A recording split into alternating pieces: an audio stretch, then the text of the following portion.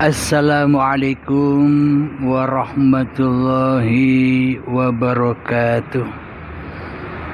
Bismillahirrahmanirrahim.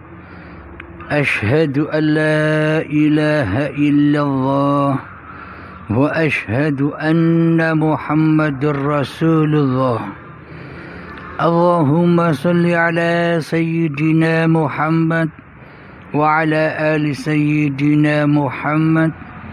Rabbi shrah li sadri wa yassir li amri wahlul 'uqdatam min lisani yafqahu qawli. Amin. Bismillahirrahmanirrahim. Salam takzimku buat para sahabat tercinta dimanapun Anda berada, baik yang ada di dalam ataupun yang di luar negeri. Semoga kita selalu di dalam bimbingan Allah Subhanahu wa ta'ala. Amin ya rabbal alamin. Bismillahirrahmanirrahim. Kali ini kami menerangkan, apakah ada manusia yang bisa memerangi Allah dan Rasul-Rasulnya? Apakah ada manusia yang melawan Tuhannya dan melawan Rasul-Rasulnya? Jika dikaji secara syariatnya, ya tak mungkinlah ada hamba, ya tak mungkinlah ada manusia melawan atau berperang melawan Tuhannya dan melawan Rasul-Rasulnya. Menurut syariatnya kan tidak mungkin. Akan tetapi ditinjau dari segi hakikatnya, sebenarnya mayoritas manusia itu berperang melawan Allah dan Rasulnya pada tiap detik per detik, sehingga sejak akil balik hingga setua ini manusia selalu berperang melawan Tuhannya dan berperang melawan Rasul-Rasulnya. Apa maknanya? Apa rahasianya? Jadi saya bacakan di dalam surat Al-Maidah ayat yang ke-33. Inilah bukti perlawanan manusia. Inilah bukti peperangan manusia, yang mana manusia berperang melawan Allah, yang mana manusia berperang melawan Sang Pencipta dan membunuh Rasul-Rasulnya. A'udzu billahi minasyaitonir rajim. Bismillahirrahmanirrahim.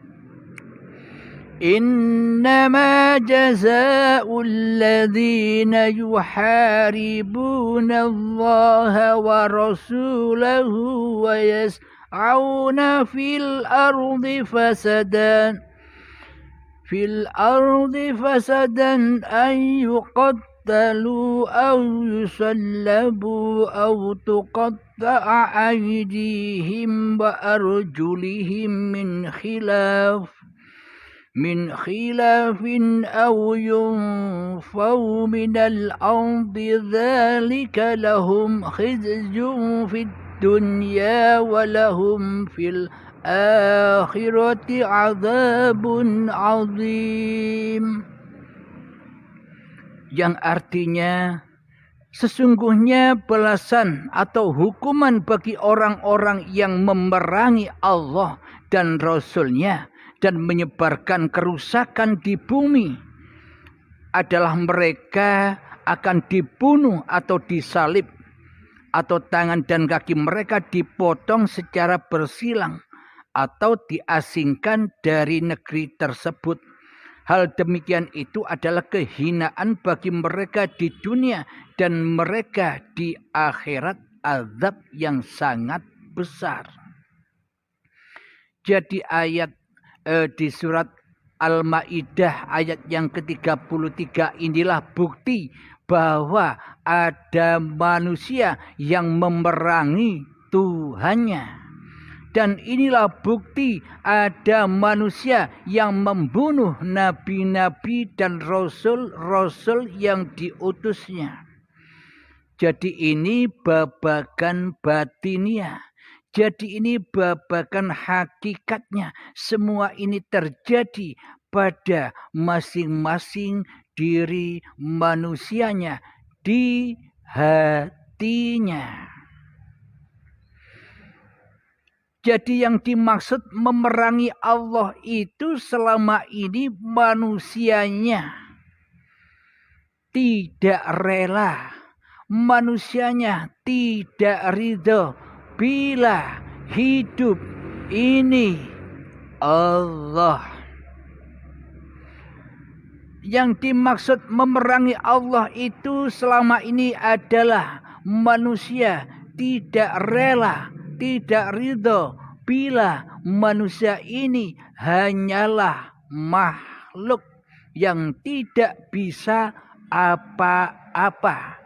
Inilah tanda bukti manusia selama ini memerangi dan membunuh nabi-nabi dan rasul-rasul di hatinya. Jadi seolah-olah selama ini manusia bisa berjalan sendiri. Seolah-olah di dalam hatinya manusia selama ini yang wujud, yang nyata, yang hidup, yang berkuasa di hati kita adalah manusianya. Sedangkan Allah kita tiadakan di hati kita. Sedangkan Allah kita goibkan di hati kita.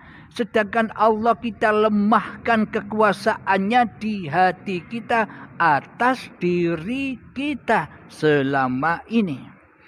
Inilah tanda bukti bahwa kita selama ini memerangi Allah, membunuh rasul-rasul dan nabi-nabinya. Ini maksudnya. Jadi tidak terasa tanpa kita sadari selama ini kita memerangi Allah. Selama ini kita lebih membela.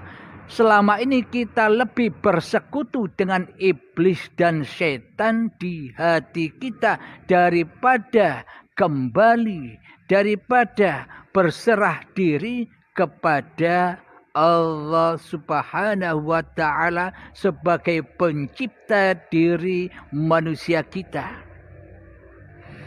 Jadi inilah bukti nyatanya kita selama ini selalu memerangi Allah.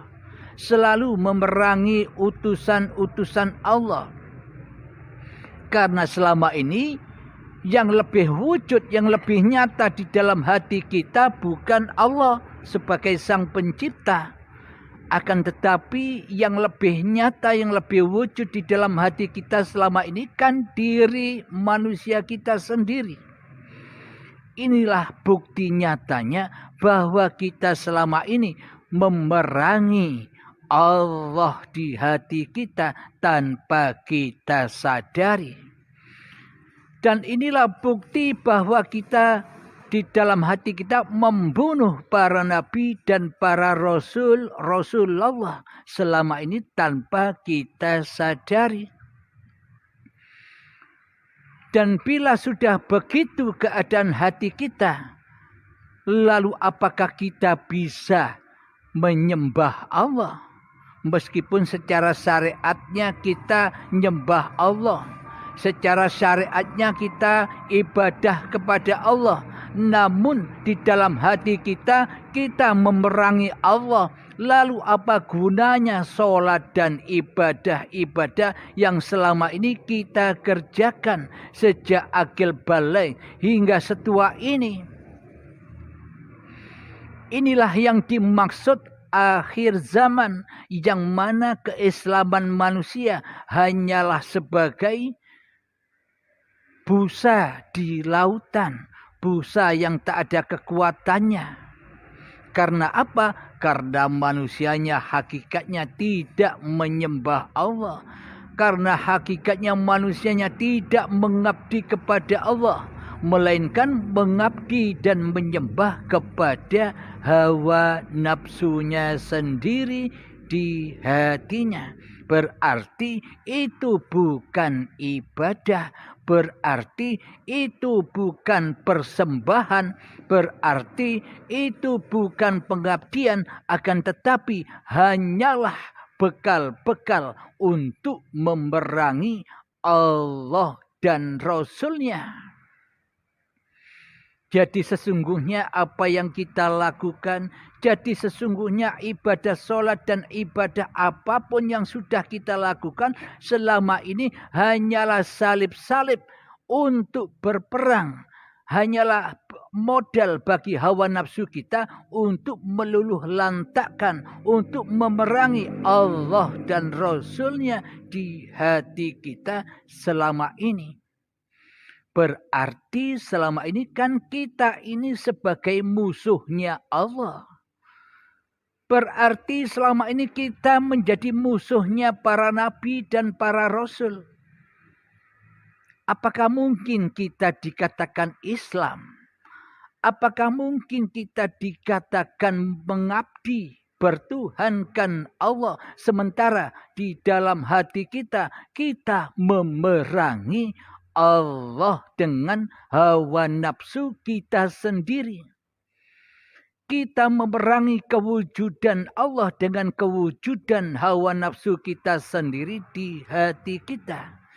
Kita memerangi kehidupan Allah, kita memerangi hayatullah, kita memerangi uripe Allah dengan uripe, dengan hayat, dengan hidup kemanusiaannya di hati kita selama ini. Bagaimana mungkin dikatakan kita menyembah Allah sementara ini kita memerangi kewujudan kekuasaan Allah dengan kekuasaan diri manusia kita di hati kita? Berarti selama ini kita ini berposisi sebagai musuh Allah daripada berposisi sebagai hamba dan kekasih Allah. Alhamdulillahirabbil alamin. Semoga saya khususnya dan semoga kita semua memahami ayat-ayat dan firman-Nya Allah ini, yang maknanya rahasia di balik rahasia ayat yang tertulis itu.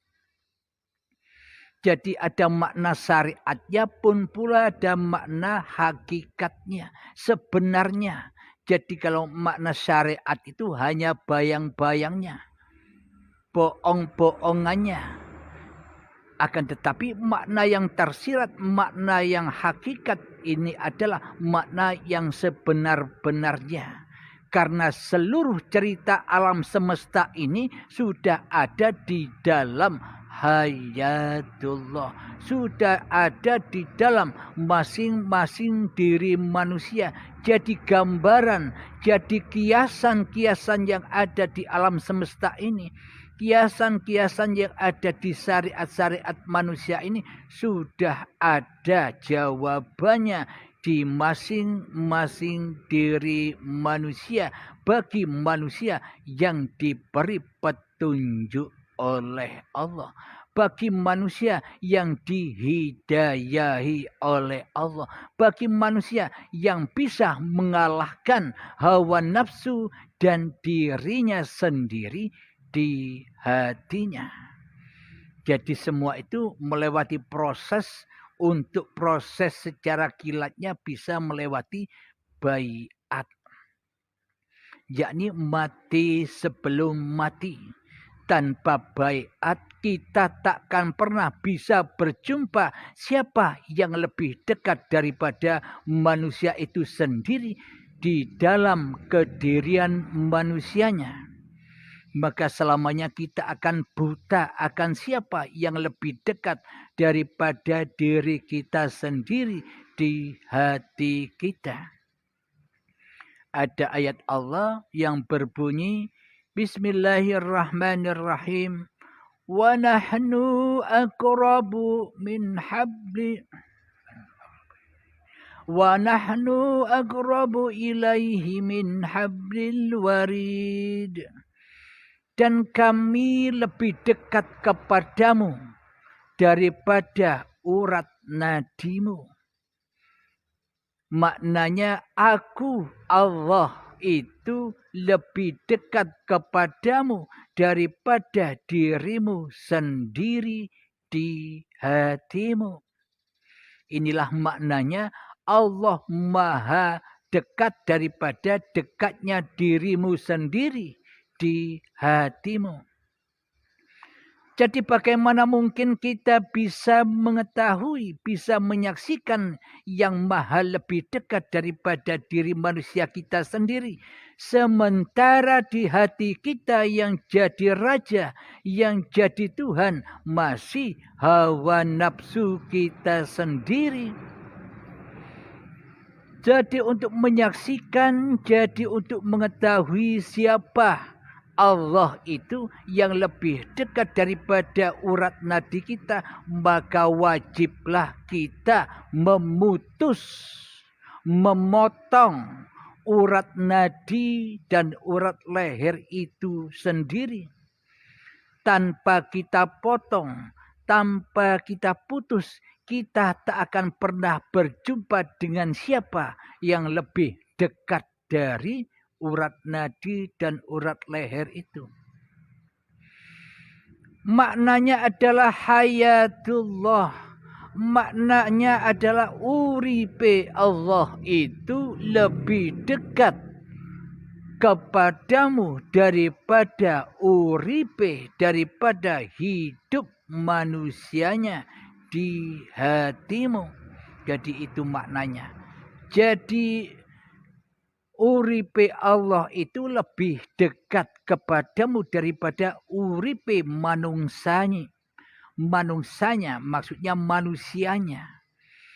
Jadi bagaimana caranya kita bisa mengetahui, bagaimana caranya kita kembali kepada uripe Allah? Maka syaratnya harus memutuskan, harus memotong, harus membunuh urip manusianya, harus memotong, harus membunuh kehidupan manusianya agar sampai kepada uripe Allah, agar bisa rojiun kepada Allah dengan selamat. Jadi inilah bukti semua yang dipaparkan ini, bukti bahwa selama ini kita bukan penyembah Allah. Akan tetapi bukti bahwa kita selama ini hanyalah menjadi musuh-musuhnya Allah. Kita hanya menjadi musuh-musuhnya para nabi dan rasul di hati kita. Jadi bila kita sudah memahami paparan ini, apakah kita masih tetap berdiam diri di dalam kemusyrikan ini? Apakah kita tetap berdiam diri di dalam salib-salib ini? Apakah kita masih berdiam diri atas kebodohan dan kejahiliaan hati kita sendiri selama ini? Marilah kita berhijrah dari alam kegelapan hati ini menuju kepada alam yang terang benderang. Marilah kita hijrah dari uripe manusia menuju kepada uripe Allah. Marilah kita berhijrah dari kewujudan diri manusia menuju kepada kewujudan Allah. Marilah kita berhijrah dari kekuasaan diri manusia kita menuju kepada kekuasaan Allah. Inilah yang dimaksud hijrah dari alam kegelapan menuju ke alam yang terang benderang. Hijrah dari alam neraka menuju ke alam surga. Hijrah dari alam linafsi menuju alam lillahi ta'ala. Inilah yang dibawa oleh para nabi dan rasul, yakni kalimat la ilaha illallah. Tiada Tuhan selain Allah. La mawjudan illallah. Tiada yang wujud kecuali Allah. La ilaha illa ana. Tiada Tuhan selain aku. Jadi aku di sini ini masih akunya hamba atau akunya Tuhan atau akunya Allah. Hanya masing-masing diri manusianya lah yang tahu itu semua.